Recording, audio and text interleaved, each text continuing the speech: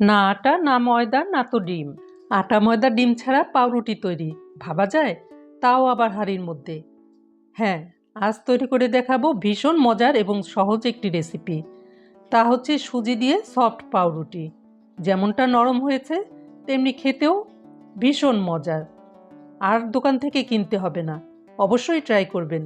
তো চলুন রেসিপিটি দেখে নেই। তার জন্য প্রথমে একটি মিক্সিং বোলে নিয়েছি 1 কাপ এবং ওই কাপেরই আরও আধা কাপ সুজি, অর্থাৎ 1.5 কাপ সুজি। ওজনে 250 গ্রাম, মাত্র 25 টাকা দাম। এর মধ্যে দিয়েছি হাফ চা চামচ লবণ, দিয়েছি 2 টেবিল চামচ গুঁড়ো চিনি, আমি শিলপাটায় গুঁড়ো করে নিয়েছি। দিয়েছি 1 চা চামচ ইনস্ট্যান্ট ইস্ট। ইস্ট কীভাবে সংরক্ষণ করতে হয় অনেকেই হয়তো জানেন না, তাদের জন্য বলছি।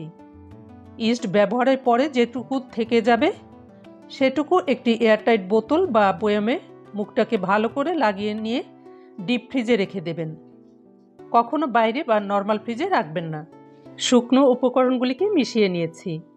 এরপরে এর মধ্যে দিয়েছি হাফ কাপ উষ্ণ গরম পানি। অনেক বেশি গরম পানি দেওয়া যাবে না, কিন্তু হাত সইতে পারে এরকম গরম পানি হতে হবে। তারপর এর মধ্যে দিয়েছি 3 টেবিল চামচ লিকুইড দুধ।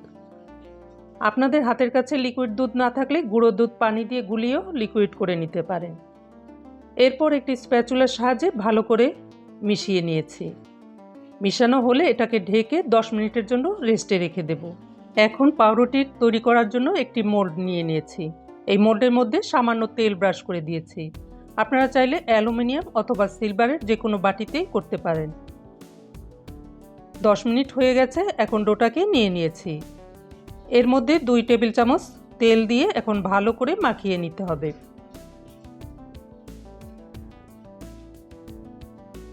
একটু সময় নিয়ে এই ডোটাকে মাখিয়ে নিতে হবে। খুব ভালো করে এভাবে পিটিয়ে পিটিয়ে ডোটাকে সফট করে মাখিয়ে নিতে হবে। প্রায় 5 থেকে 6 মিনিট ধরে এভাবে মাখিয়ে নিতে হবে। একটি সফট ডো তৈরি করে নিয়েছি।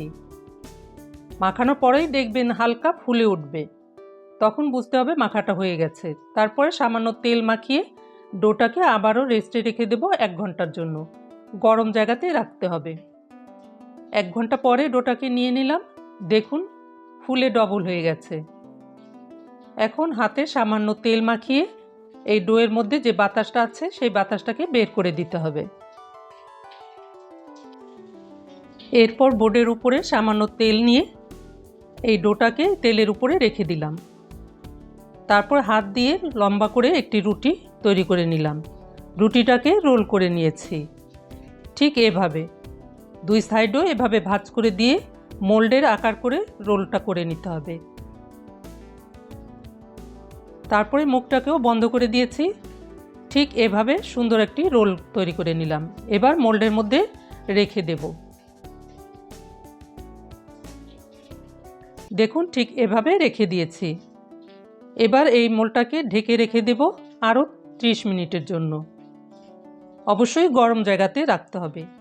30 মিনিট পরে মোল্ডটাকে নিয়ে আসলাম। দেখুন ফুলে ডবল হয়ে গেছে। এখন এই পাউরুটির উপরে সামান্য দুধ ব্রাশ করে দেব। আর দিয়েছি ড্রাই ফ্রুটস। আপনাদের হাতের কাছে থাকলে দিবেন, না থাকলে দরকার নেই। এটা দেখার সৌন্দর্যের জন্য দিয়েছি, এছাড়া খেতেও কিন্তু ভীষণ মজা লাগে। দেখুন দেখতে কতটা সুন্দর লাগছে, খেতেও কিন্তু ভীষণ মজা হয়েছিল। এর উপরে সামান্য চিনিও ছড়িয়ে দিলাম। এখন এটাকে বেক করে নেব। তার জন্য চুলায় একটি হাঁড়ির মধ্যে স্ট্যান্ড রেখে ঢাকনা দিয়ে 10 মিনিটের জন্য প্রিহিট করতে রেখে দিলাম। 10 মিনিট হয়ে গেছে। এখন মোল্ডটাকে সাবধানে বসিয়ে দিয়েছি। এরপর একটি ঢাকনা দিয়ে ঢেকে দেব 25 থেকে 30 মিনিটের জন্য।